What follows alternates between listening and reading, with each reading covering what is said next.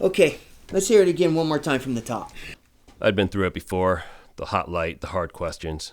It's the kind of thing you want to forget. Fine, but you better write it down this time, because I ain't telling it again. But like the last presidential election, it lingers on like a sick joke. As these things usually start, I was sitting in my office hoping the $2 I had left to my name would start a family soon, when in walked a strange character. Mr. Urgy, I wish to procure your services. The name on the card was Eddie Cairo, and claimed him to be some sort of art collector. The card wasn't cheap. It smelled of gardenias and lilac, which got me thinking of the smell of money. What can I do for you, Mr. Cairo? My wife is missing. She's made a mockery of me. She ran off with one of our servants. My reputation is in shambles. A lot of people have it worse. That could be forgiven, except she has stolen an object that is very dear to me. We know all this. Get on with it. Hey, sorry, Mac. I'm just trying to give it substance. He said his wife and stable boy ran off with a priceless piece of art called a monkey shine from Cairo's collection.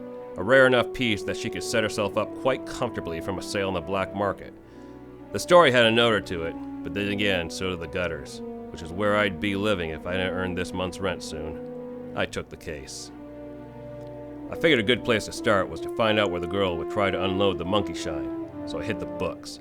I found a library of rare books working on a case last year, had a wealth of information that others didn't.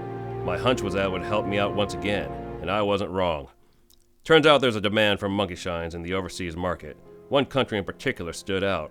A supposed free country where a billionaire dictator with a bad comb-over just seized power. I sure am glad I live in the good old USA where Uncle Sam would never let that kind of thing happen. What struck me as odd about this case was a mixed bag of characters involved. A runaway bride, an eccentric millionaire, the underbelly thugs I had to make contact with, and then me, right in the middle. Alright, so you got a lead from a book. Then what? Burned off some shoe leather. I made contact with the underworld thug. It was my best lead, but I had run-ins with this guy before, so I should have known better.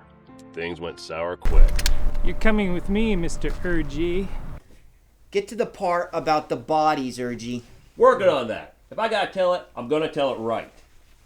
I realized I had just stumbled into something more than a rich guy's wife playing sly.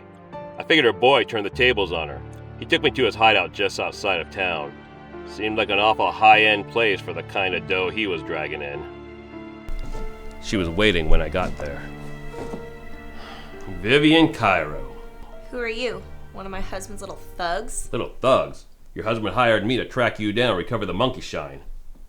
I'm afraid I don't understand. I think Mr. Urgy will have put it all together by now, my dear.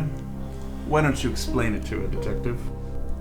I knew your story didn't jive, Cairo. You kidnap your wife and hire me under the guise that she ran off with your prized possession. Then you have your boy kill us both. You go to the police with your kidnapping story and collect the insurance policy. This was all for insurance? And you kill your buddy here. No one's wiser. Perhaps I should be going, Mr. Cairo. I don't want to be involved in any family squabbles. Stay right where you are, Peter. Splendid, Mr. Urgy. Better than your reputation. Eddie, that's all I am to you? It's just an item to be discarded for money? Indeed. And now I'm afraid you outlived your usefulness, Detective.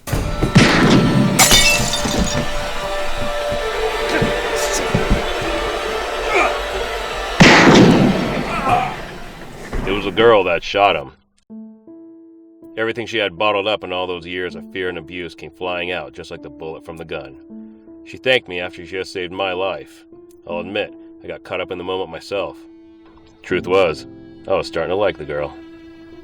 I'm sorry for being so emotional. Sometimes it's okay to be emotional.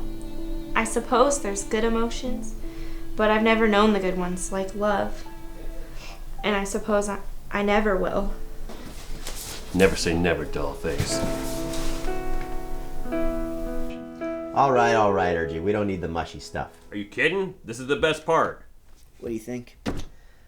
I think he's clear. Story checks out. You couldn't go.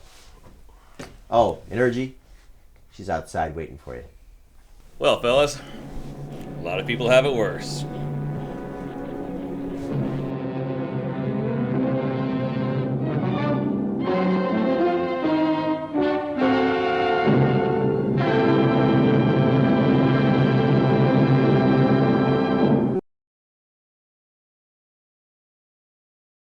Drink your Gobbum.